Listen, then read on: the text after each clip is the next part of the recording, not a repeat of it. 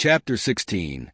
The sun beat down on the cracked asphalt of the Memphis housing projects, baking the air with a stifling humidity that clung to everything like a damp shroud.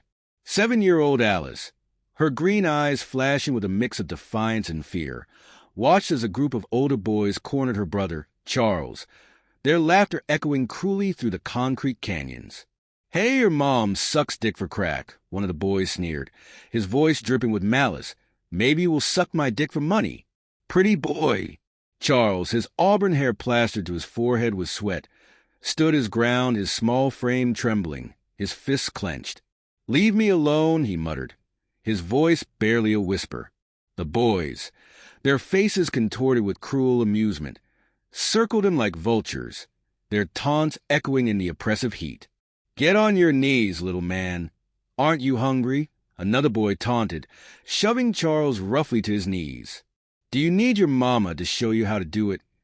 Tears welled up in Charles's eyes, but he blinked them back, refusing to give his tormentors the satisfaction. He had learned early on that tears were a sign of weakness in this unforgiving world, a weakness that would be exploited without mercy. Alice, her heart pounding with a protective fury, couldn't bear to watch any longer. She charged into the fray, her small fists flailing, her voice a fierce battle cry. "I wish a nigger would," she screamed, her voice surprisingly strong for her size. The boys, startled by her sudden attack, turned their attention to Alice, their laughter turning into sneers. "Well, I like my dick sucked by girls anyway," one of them sneered. "Come on, crack baby. Girls with colored hair give the best head." He reached out, his hand grabbing a fistful of Alice's green hair, yanking her head back with a cruel twist. Alice cried out in pain, her eyes blazing with defiance. "Let her go!" Charles shouted, launching himself at the boy, his small fists pounding against the older boy's back. The boy, surprised by Charles's attack, released Alice, his hand flying back to shove Charles to the ground. Alice, her vision blurred with tears, scrambled to her feet, her fury eclipsing her fear. She lunged at the boy, her nails raking across his face, leaving bloody trails in their wake. The boy howled in pain, his hands flying to his face, his anger turning to shock.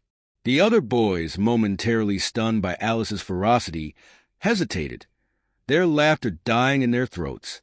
Alice, her breath coming in ragged gasps, stood over the fallen boy, her eyes blazing with a wild, untamed fire. "Don't ever touch my brother again," she snarled, her voice dripping with venom. The boys, sensing a shift in the power dynamic, backed away, their bravado crumbling in the face of Alice's fierce protectiveness. They mumbled apologies, their eyes darting nervously, before slinking away, leaving Alice and Charles standing amidst the dust and shadows of the playground.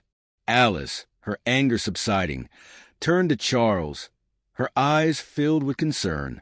"Are you okay?" she asked, her voice soft with concern. Charles, his face bruised, his clothes torn, nodded silently, his eyes filled with gratitude and admiration for his sister's courage. As they walked back to their apartment, hand in hand, the weight of their troubled lives settled back upon them. They knew the bullies would be back, that the cycle of violence and despair would continue. But they also knew that they had each other, a bond forged in shared pain and unwavering loyalty, a bond that would carry them through the darkest of times.